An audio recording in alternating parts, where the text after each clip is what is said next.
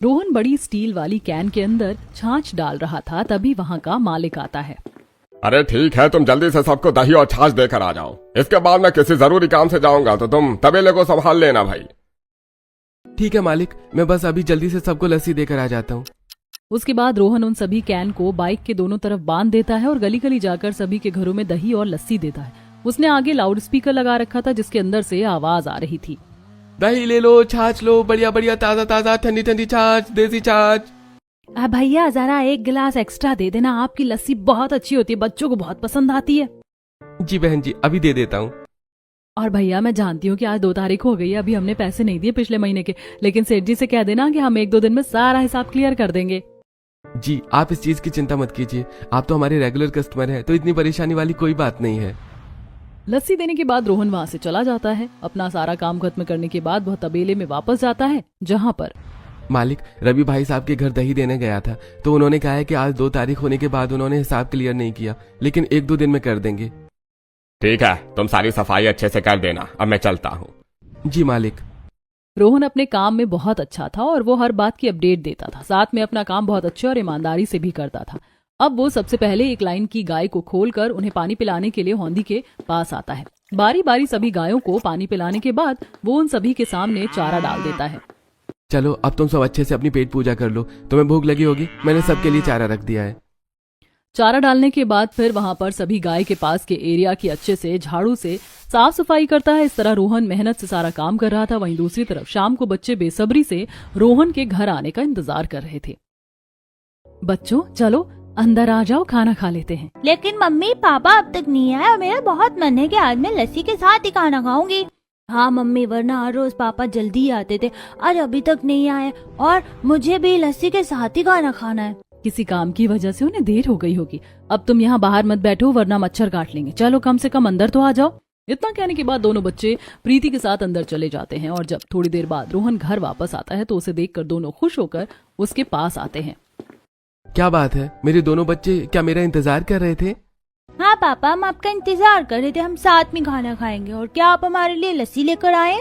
पिंकी की बात सुनकर रोहन थोड़ा उदास हो जाता है और कहता है, माफ करना बेटा, लेकिन आज लस्सी नहीं मिल पाई। आज कुछ ग्राहकों ने एक्स्ट्रा लस्सी ले ली थी, इस वजह से कुछ भी नहीं बचा। रोहन की बात सुनकर दोनों बच्चे उदास हो जाते हैं, लेकिन तभी रोहन हंसते हुए कहता है, अरे मैं तो मजाक कर रहा था, देखो तुम लोगों के लिए लस्सी लेकर आया हूँ, चलो साथ में खाते हैं। इसके बाद तो बच्चे बहुत खुश हो जाते हैं। पापा आप बहुत अच्छे हैं। अरे देखो तो जरा, एक दिन लस्सी ना मिलने पर दोनों कैसे उदास हो रहे थे और अब कितने खुश हो रहे हैं। हाँ, बच्चे तो ऐसे ही होते हैं, हर रोज घर पर लस्सी आने का इंतजार करते हैं और उसके बिना तो खाना तक नहीं खाते। इन दोनों का लस्सी और दही के बिना कहाँ खाना गले से नीचे उतरता है। इन दोनों को तो इतनी बुरी आदत हो गई है दही या लस्सी लेने की खाने के साथ में। इसीलिए तो मैंने इन दोनों के लिए कल की बची लस्सी और दही के साथ आज खाने में चटपटी कढ़ी भी बनाई है। ये बात सुनकर बच्चे और खुश हो जाते हैं। प्रीति ने सबके लिए बढ़िया गर्मा गर्म चटपटी कढ़ी और चावल बनाए थे और उसके साथ बच्चे लस्सी पी रहे थे। मम्मी आपने बहुत ही स्वादिष्ट चटपटे कढ़ी चावल बनाए, आपके हाथों के कढ़ी चावल तो बहुत अच्छे लगते हैं। हाँ मम्मी, हमारे स्कूल में भी सब बच्चे कहते हैं तुम्हारी मम्मी बहुत चटपटे कढ़ी चावल बनाती है, सबको बहुत अच्छे लगते हैं और मुझे भी। हाँ मुझे पता था तुम दोनों बहुत उदास हो गए थे, इसीलिए मैंने तुम्हारे लिए पहले ही चटपटे कढ़ी चावल बना लिए थे। वैसे बहू, मुझे भी तुम्हारे हाथ के चटपटे कढ़ी चावल तो सच में बहुत अच्छे लगते हैं। हाँ सच में, भाभी जैसी चटपटी कढ़ी बनाती है ना, ऐसी जायकेदार कढ़ी बहुत कम लोग बना पाते हैं। इस तरह सभी साथ में बैठकर कढ़ी चावल खाते हैं और उसके बाद रात को प्रीति जब बर्तन धो रही थी तब रोहन उसके पास आता है।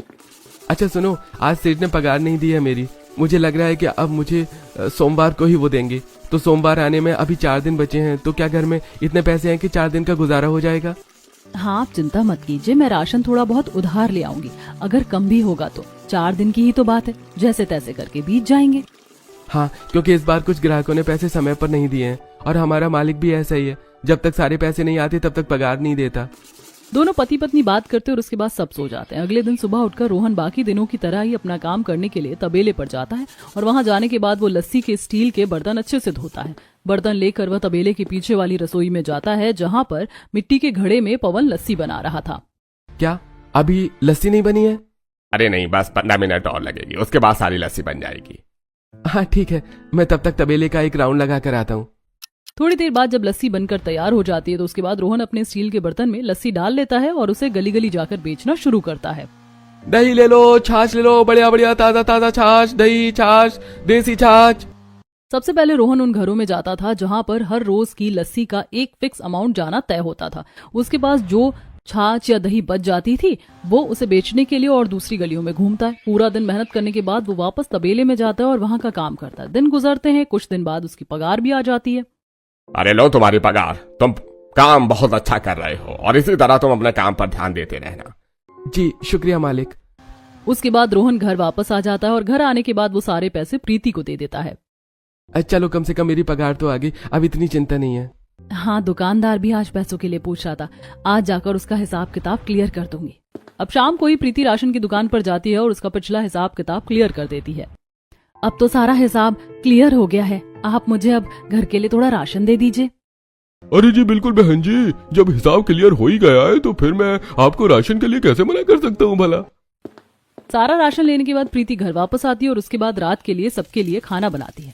वो चूल्हे पर सबके लिए गर्मा गर्म रोटी बना रही थी और साथ में रिया सिलबट्टे पर चटनी पीस रही थी। मम्मी क्या आज खाने में सब्जी नहीं है? नहीं बेटा, तुम्हारे पापा की पगार नहीं आई थी इसीलिए मैं सब्जी लेने नहीं गई थी, इसीलिए आज हमें चटनी के साथ ही रोटी खानी होगी। तो मम्मी आप हमारे लिए फिर चटपटी कढ़ी ही बना देती। बेटा बना तो देती, लेकिन कल की लस्सी खत्म हो गई थी इसीलिए बना नहीं पाई। कोई बात नहीं, आज तुम चटनी के साथ छाछ के साथ खा लेना। इस तरह सभी चटनी और छाछ के साथ खाना खा रहे थे। यूं ही दिन गुजर रहे थे, लेकिन एक दिन जब रोहन छाछ और दही देने के लिए गली गली लोगों के घर जाकर उन्हें दही दे रहा था, तब एक ग्राहक कहता है, रोहन भाई आजकल तुम्हारी लस्सी और दही में वो स्वाद नहीं आ रहा है, बहुत ज्यादा खट्टा बना रहा है। मुझे लगता है कि शायद किसी वजह से कल ऐसा हो गया होगा। लेकिन सिर्फ कल की ही बात नहीं है, ऐसा हर रोज हो रहा है। एक हफ्ता होने को आ गया लेकिन अब तक कोई सुधार नहीं हुआ, बहुत ज्यादा खट्टा हो रहा है। हाँ लेकिन ऐसा कैसे हो सकता है? एक काम करो, मुझे आज थोड़ी ही लस्सी और थोड़ी ही दही देना बस। इस तरह उस दिन तो रोहन को हर कोई लस्सी और दही लेने से मना करता है। हर किसी ने उस दिन कम लस्सी और कम ही दही ली थी। ये सारी बात रोहन वापस जाकर तबेले के मालिक को बताता है, जिसके बाद वो भड़कते हुए कहता है, अरे लेकिन ऐसा कैसे हो सकता है? आज से पहले तो कभी कोई शिकायत नहीं आई थी, अब अचानक से ऐसा कैसे हो रहा है? तुम्हारी गलती होगी जरूर कुछ। लेकिन मालिक इसमें भला मैं क्या कर सकता हूँ? मेरी इसमें कोई गलती नहीं है, मेरा विश्वास कीजिए। मैं तो हर रोज की तरह ही ठीक से वैसे ही लस्सी देकर आता हूँ। मुझे लग रहा है कि जब तुम गाय का दूध निकालते हो या तुम उस बर्तन को ठीक से नहीं धोते या फिर जिस बर्तन में तुम लस्सी लेकर जाते हो उस बर्तन को ठीक से नहीं धोते, कहीं ना कहीं तो कमी आ रही है। तुम्हें इस बात का पता लगाना होगा वरना अच्छा नहीं होगा। उस दिन रोहन को मालिक से बहुत ज्यादा डांट पड़ती है और शाम को जब वो लस्सी लेकर घर जाता है और जब सब खाने के साथ लस्सी पीते हैं तो उन्हें भी लस्सी बहुत ज्यादा खट्टी लगती है। ओहो, मुझे तो लस्सी बहुत खट्टी लग रही है, मुझे ये लस्सी नहीं पीनी। हाँ, आज तो लस्सी बिल्कुल भी अच्छी नहीं है पापा, बहुत ज्यादा खट्टी लग रही है। यही तो शिकायत हर जगह से आ रही है, समझ नहीं आ रहा कैसे हो रहा है, पता नहीं मैं क्या करूंगा। उसके बाद प्रीति घर की जमाई हुई दही लाती है और उसमें थोड़ी सी लस्सी और पानी डालकर उसे अच्छे से मिक्स कर लेती है और उसके बाद सबको पीने के लिए लस्सी देती है। लो, अब ये लस्सी पीने लायक हो गई है, अब इसमें वो खट्टापन नहीं आएगा। उसके बाद बच्चे लस्सी पीते हैं तो उन्हें लस्सी पीने में अब थोड़ी ठीक लगती है। बेटा, आजकल लस्सी इतनी खट्टी क्यों हो रही है? पता नहीं माँ, इसी वजह से मुझे आज बहुत डांट पड़ी है। मेरा तो सारा मूड खराब हो गया। मालिक भी कह रहा है कि जो कुछ है मेरी वजह से हो रहा है, लेकिन मैं तो ठीक से सारे बर्तन साफ करता हूँ। इतना ही है तो कल फिर से अच्छे से साफ करूंगा। अगले दिन रोहन फिर से काम पर जाता है और आज बर्तनों को बहुत अच्छे से धोता है, यहाँ तक कि बार बार अच्छे पानी से उसे अच्छे से साफ कर लेता है ताकि कुछ भी खराब होने की गुंजाइश ही पैदा ना हो। उस दिन वो हर जगह लस्सी देकर आता है। वहीं दूसरी तरफ प्रीति जब घर का सारा काम कर रही थी, वह कपड़े धोकर सुखा रही थी। चलो फाइनली सारा काम खत्म हो गया, अब जाकर चटपटी कढ़ी बना लेती हूँ। आज शीला आंटी का चटपटी कढ़ी खाने का बहुत मन कर रहा है। वैसे भी कल की खट्टी लस्सी बची है, उसकी तो चटपटी कढ़ी और भी ज्यादा स्वादिष्ट बनेगी। अब प्रीति घर के अंदर जाती है और कढ़ाई लेकर उसमें खट्टी लस्सी डालने के बाद वो उसमें बेसन का घोल डाल देती है। उसके बाद प्रीति उसे अच्छे से घुमाने लगती है। ये सब प्रीति मंदी आंच पर कर रही थी और काफी देर तक अच्छे से पकाने के बाद प्रीति उसमें सारा छौंक तैयार कर लेती है। वो घी में राई, जीरा, हींग, करी पत्ता, सूखी लाल मिर्च को अच्छे से पकाने के बाद कढ़ी के अंदर डालकर उसे अच्छे से घुमा लेती है। सब कुछ अच्छे से पकने के बाद इस तरह चटपटी कढ़ी बनकर तैयार हो जाती है। तुम जब भी चटपटी कढ़ी बनाती हो तो पूरे घर में एक सुगंधित खुशबू फैल जाती है। हाँ भाभी, आप बस कढ़ी के साथ चावल और बना लेना, मैं तो रात को चावल ही खाने वाली हूँ। अच्छा ठीक है, मैं थोड़ी सी कढ़ी शीला आंटी को भी देकर आ रही हूँ। उनका बड़ा मन था आज मेरे हाथ की चटपटी कढ़ी खाने का। अब कढ़ी पैक करने के बाद प्रीति शीला के घर पर जाकर उसे कढ़ी दे देती है। तुम्हारा बहुत बहुत शुक्रिया प्रीति बहू, तुम हमेशा मेरे लिए चटपटी कढ़ी बनाकर भेज देती हो, मुझे बहुत अच्छा लगता है, तुम मुझे कभी नहीं बोलती। अब जब आपको मेरे हाथ की कढ़ी इतनी पसंद है ही तो मैं भला आपको कैसे भूल सकती हूँ। इस तरह दोनों बात करती हैं और उसके बाद फिर से जब घर वापस आ रही थी तब रास्ते में वह सोचती है, क्यों ना थोड़ी देर सीमा और सुनीता के घर भी हो आती हूँ। आजकल दोनों ना तो कहीं नजर आती हैं और मुझे भी बहुत दिन हो गए उनसे मिले हुए। उसके बाद प्रीति उन दोनों के घर जा रही थी जहां पर दोनों अपने घर के ड्राइंग रूम में बैठकर बहुत सारा सामान पैक कर रही थी और उसके ऊपर कोई स्टिकर लगा रही थी। ये सब देखकर प्रीति बहुत कंफ्यूज हो रही थी। अरे आओ प्रीति, आज इतने दिनों बाद आना कैसे हुआ? तुम दोनों मुझे आजकल कहीं नजर नहीं आ रही थी और तुम दोनों से मिले बहुत समय हो गया था, इसीलिए सोचा कि तुमसे मिलती चलूं। फिर तो तुमने बहुत अच्छा किया, क्योंकि आजकल हमें बिल्कुल भी टाइम नहीं मिल रहा है। हम तो आजकल एक काम में बहुत ज्यादा बिजी रहने लगे हैं। हाँ, तुम ये सब क्या कर रही हो कि तुम्हारे यहाँ आसपास इतने सारे बॉक्स रखे हैं और तुम इन सब के ऊपर पैकिंग कर रही हो? क्या तुम्हारी कोई लॉटरी वगैरह लग गई है जो तुम सबको फ्री में तोहफे बांटोगी?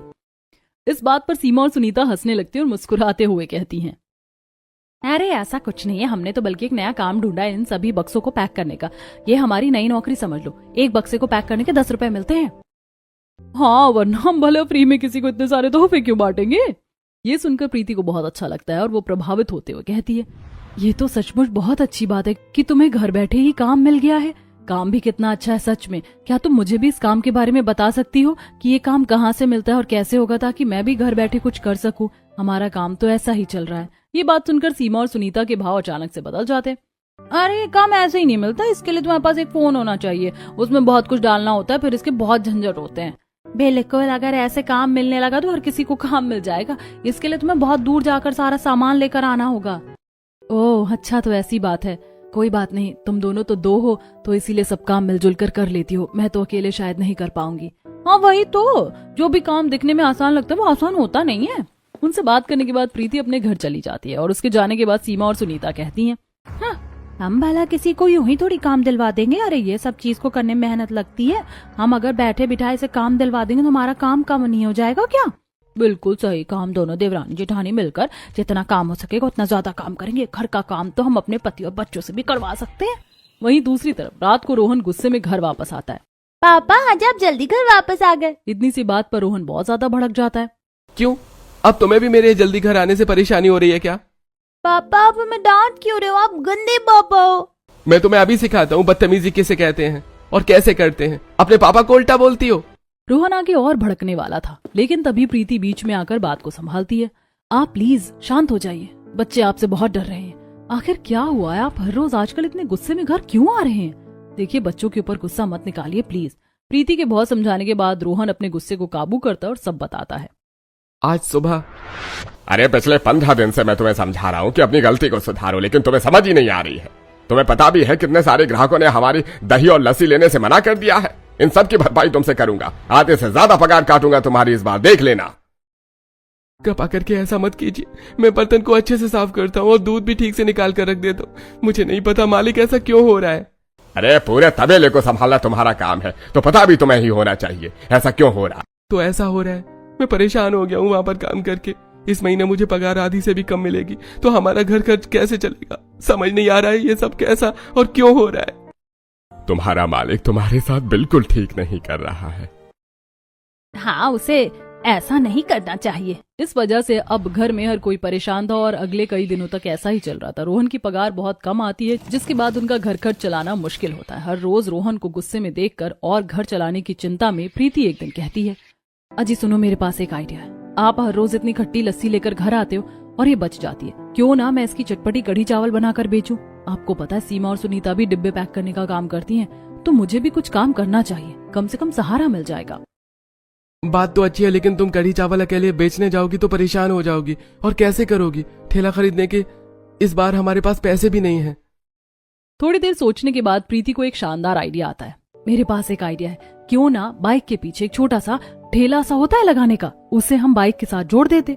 इसके बाद जब आप छाछ और दही बेचने जाएंगे तब हम वहां पर अपने कढ़ी चावल भी बेच सकते हैं। इस तरह दोनों काम एक साथ हो जाएंगे। रोहन को प्रीति का आइडिया बहुत अच्छा लगता है और अगले ही दिन वह कबाड़ी वाले के पास जाता है और उसे ढांचा बता देता है। ठीक है, मेरे पास एक बुग्गी है, बस उसमें आगे को मुझे एक पहिया और लगवाना है, मैं तुम्हें ये बनवा कर दे दूंगा। ठीक है, और मैं तुम्हें पैसे इस महीने के आखिर तक दे दूंगा। वह कबाड़ी वाला रोहन का जानकार था, इसीलिए वह रोहन को उधार पर वो बुग्गी यानी बाइक के पीछे लगाने वाला ठेला देने के लिए मान जाता है। अब उन दोनों की छोटी सी गाड़ी भी तैयार हो जाती है। अगले दिन प्रीति सुबह जल्दी उठकर खट्टी लस्सी की मदद से चटपटी कढ़ी बना रही थी। प्रीति सबसे पहले चूल्हे पर चावल पकने के लिए रख देती है। जब तक चावल बनकर तैयार होंगे तब तक कढ़ी का घोल भी तैयार कर लेती हूँ। तब वहाँ रोहन आता है। तुम जब तक अपनी चटपटी कढ़ी बनाकर तैयार कर लो, मैं तबेले से जाकर लस्सी ले आता हूँ। उसके बाद यहाँ से हम साथ में चलेंगे। चावल पकने के बाद प्रीति कढ़ाई लेकर उसमें खट्टी लस्सी डालने के बाद वो उसमें बेसन का घोल डाल देती है। उसके बाद प्रीति उसे अच्छे से घुमाने लगती है। ये सब प्रीति मंदी आंच पर कर रही थी और काफी देर तक अच्छे से पकाने के बाद प्रीति उसमें सारा छौंक तैयार कर लेती है। वो घी में राई, जीरा, हींग, करी पत्ता, सूखी लाल मिर्च को अच्छे से पकाने के बाद कढ़ी के अंदर डालकर उसे अच्छे से घुमा लेती है। सब कुछ बनकर तैयार हो जाता है और उसके बाद प्रीति बाइक के पीछे जुड़े हुए ठेले पर सारा सामान रखती है। आज तुम दोनों का पहला दिन है, मैं चाहती हूँ कि तुम दोनों का काम बहुत अच्छा चले। हाँ, भगवान करे तुम्हारा पहले ही दिन काम बहुत अच्छा चल जाए। दोनों बाइक पर सवार होकर वहाँ से चले जाते हैं और आज लाउड स्पीकर में दो आवाज गूंज रही थी, जैसे दही ले लो, छाछ ले लो, बढ़िया बढ़िया ताजा ताजा ठंडी ठंडी छाछ, देसी छाछ। लेकिन इसके साथ हम आपके लिए लेकर आए हैं गर्मा गर्म चटपटे कढ़ी चावल, एक बार खाएंगे तो खाते ही रह जाएंगे। इस तरह दोनों छाछ और दही के साथ अपने चटपटे कढ़ी चावल का भी प्रचार कर रहे थे। भैया, आपकी दही और लस्सी तो इतनी खट्टी होती है, चटपटे कढ़ी चावल कैसे होंगे? चटपटे कढ़ी चावल तो बहुत अच्छे होंगे। अगर आपको यकीन नहीं होता तो आप टेस्ट करने के लिए थोड़े से ले सकते हैं। प्रीति उन्हें चटपटे कढ़ी चावल डाल कर देती है और आज पहले दिन तो उन्हें कई जगह टेस्ट करने के लिए चटपटे कढ़ी चावल देने पड़ते हैं। अब हर रोज दोनों ऐसा ही करते थे। जिसने भी प्रीति के हाथ के बने चटपटे कढ़ी चावल खाए थे उन्हें बहुत अच्छे लगते हैं। और अगले दिन, हाँ, आप मुझे तो 2 प्लेट कढ़ी चावल दे दीजिए। सच में कल आपके चटपटे कढ़ी चावल खाकर तो मजा आ गया, बच्चों को भी बहुत अच्छी लगी। आज मैं खाना नहीं बनाऊंगी, यही खाऊंगी। जी अभी देते हैं। इस तरह सभी को उनके चटपटे कढ़ी चावल बहुत अच्छे लगते हैं। अब हर कोई खुशी खुशी उनसे चटपटे कढ़ी चावल खरीद रहा था। अरे भाई, मुझे भी 3 प्लेट चटपटे कढ़ी चावल दे दीजिए। मेरी पत्नी तो कहती है कि आप दोनों के चटपटे कढ़ी चावल बहुत अच्छे होते हैं और साथ में घर जैसा ही खाना है, तो रोज भी खा लेंगे तो कोई दिक्कत नहीं होगी। हाँ बिल्कुल, हम भी रोज घर पर चटपटे कढ़ी चावल बनाते हैं। इस तरह उन दोनों के साथ कई ग्राहक जुड़ रहे थे, लेकिन वहीं दूसरी तरफ मालिक का अभी भी रोहन पर गुस्सा वैसा ही था। अरे पता नहीं कब तुम अपना काम ठीक से करोगे, इस महीने की तो पगार मैं तुम्हें बिल्कुल नहीं देने वाला। ऐसा मत कीजिए, आपको पता है ना मेरे घर में कितनी परेशानी चल रही है। मेरी क्या गलती है अगर ऐसा हो रहा है तो? अरे मैं कुछ नहीं कर सकता, मेरा बहुत घाटा हो रहा है, आधी से कम पगार मिलेगी तुम्हें। अब रोहन जब घर आ रहा था तो सामने से अचानक से एक बिल्ली आ जाती है, जिसकी वजह से बाइक पर उसका बैलेंस खराब हो जाता है और वो गिर जाता है, जिससे रोहन के पैर में फ्रैक्चर हो जाता है। वहाँ आसपास के लोग उसे अस्पताल लेकर जाते हैं और उसकी पट्टी करवाते। प्रीति उसे अस्पताल से लेने आती है और रिक्शा से घर लाती है। उसका पड़ोसी रोहन की बाइक लेकर घर आता है। अरे ये क्या हो गया? पहले ही जिंदगी में मुसीबतें कम होती हैं क्या जो और आ जाती हैं? कोई बात नहीं, जो होना था सो हो गया। लेकिन बेटा, अब तुम अच्छे से अपना ध्यान रखो, अब तुम्हें बिस्तर से उठना नहीं है। इतनी मुश्किल से काम संभाला था, सब खराब हो गया। अब हमारा कढ़ी चावल का काम कैसे चलेगा? चिंता क्यों करते हो, मैं हूँ, मुझे बाइक चलानी आती है तो मैं सब संभाल लूंगी। अब अगले दिन प्रीति बाइक चलाती है और पीछे इस बार उसके काम में मदद करने के लिए रिया जाती है। दही ले लो, छाछ ले लो, बढ़िया बढ़िया ताजा ताजा ठंडी ठंडी छाछ, देसी छाछ। उसके साथ हम आपके लिए लेकर आए हैं चटपटे बढ़िया कढ़ी चावल। लाउड स्पीकर में आवाज सुनकर सब लोग देखते हैं तो देखकर हैरान हो जाते हैं कि इस बार बाइक पर एक लड़की आई है जो कढ़ी चावल बेच रही है। उसे देखकर सब हैरान थे और कुछ लड़कियां बात कर रही थी। देखो तो वो भाभी कितनी अच्छी बाइक चला रही है, मैं भी बाइक चलाना सीखूंगी। हाँ बिल्कुल, मुझे भी बाइक चलाना बहुत पसंद है और अब मैं भी इनकी तरह बाइक जरूर चलाऊंगी। देखो तो कितनी कूल लग रही है। इस तरह प्रीति जल्दी ही गली गली मशहूर हो जाती है कि एक बाइक पर महिला आती है और वो चटपटे कढ़ी चावल बेचती है। इस वजह से अब प्रीति से ज्यादा लोग कढ़ी चावल खरीद रहे थे और सबको उसके चटपटे कढ़ी चावल अच्छे भी लग रहे थे। एक तो आप बाइक चला रही हैं और दूसरे आपके चटपटे कढ़ी चावल, हम तो दोनों के ही फैन हो गए हैं। अरे सच में भैया, आपके चटपटे कढ़ी चावल खाकर तो मजा आ जाता है। इतना अच्छा खाना होता है कि कई बार अगर घर पर खाना ना भी बने तो सस्ते में घर का खाना मिल जाता है। जी आपका बहुत बहुत शुक्रिया। इस तरह हर कोई प्रीति की तारीफ कर रहा था और इसी तरह प्रीति बाइक पर कढ़ी चावल बेचना जारी रखती है। अब उसका काम बहुत अच्छा चल रहा था। ऐसे ही 3 महीने गुजर रहे थे। एक दिन तबेले के मालिक के पास, क्या बात है, तुम्हारा काम इतना मंदा चल रहा है और ऊपर से तुमने काम भी खराब कर लिया। इतनी खट्टी लस्सी और दही क्यों देते हो किसी को? अरे कैसी बातें करते हो मेरे यार, मैं भला जानबूझकर अपना काम खराब क्यों करूंगा? मुझे भी समझ में नहीं आ रहा है। और दही और लस्सी इतनी खट्टी क्यों हो रही है? इसी वजह से रोहन भी काम पर नहीं आ रहा है। पता नहीं उसने क्या कर दिया। हे भगवान, तुम मूर्खों वाली बात कैसे कर सकते हो? इसमें उसकी क्या गलती है भला? अरे लस्सी बनाने के लिए हमें नॉर्मल गरम दूध चाहिए होता है। अगर तुम ज्यादा गरम दूध में लस्सी बनाओगे तो लस्सी खट्टी होगी, बस सिंपल है। अरे हाँ, अरे इस बारे में तो मेरा ध्यान ही नहीं गया। मैंने नया लस्सी बनाने वाला रखा था, इस बारे में अब मैं ध्यान दूंगा। अरे तुम्हारा बहुत बहुत शुक्रिया। अब तबेले का मालिक पवन को सारी बात समझाता है और उसे कहता है कि वो बार बार लस्सी बनाए जब तक वह स्वादिष्ट बिना खट्टी वाली लस्सी नहीं बनती। पवन को भी बात समझ आ जाती है और वो लस्सी बनाकर देता है। इस बार वो हल्के गर्म दूध में लस्सी बनाता है तो लस्सी अच्छी बनती है, जिसे टेस्ट करने के बाद मालिक हाँ, अब बिल्कुल ठीक है। इस वजह से मैंने रोहन को भी कितना भला बुरा कहा है। बेचारा कितना अच्छा काम करता था। मालिक को अपनी गलती का एहसास होता है और वो रोहन से बात करने आता है। मुझे माफ कर दो, तुम दोबारा काम शुरू कर सकते हो। मालिक, अब मैं ठीक हो चुका हूँ। अब अपनी पत्नी की मदद करना चाहता हूँ। उसका काम अच्छा चल रहा है और हमने किराए पर दुकान सोची है, वहाँ पर हम अपनी दुकान करना चाहते हैं। अरे भाई देखो, ऐसा मत करो। तुम सब ग्राहकों को जानते हो और तुम अच्छे से यह काम करते थे। मैंने दूसरा लड़का रखा लेकिन काम ठीक नहीं चला। इस बार तुम्हें अच्छी पगार दूंगा। मालिक के बार बार निवेदन करने के बाद ठीक है, मैं तबेले का पूरा ध्यान नहीं रख पाऊंगा, लेकिन सुबह छाछ और दही देने चला जाऊंगा। इस तरह रोहन वहां पर भी एक अच्छी पगार में काम करता है और शाम को अपनी पत्नी प्रीति के साथ उसी दुकान पर मिलकर चटपटे कढ़ी चावल बेचता है। इस तरह उनके घर की आर्थिक स्थिति ठीक हो जाती है।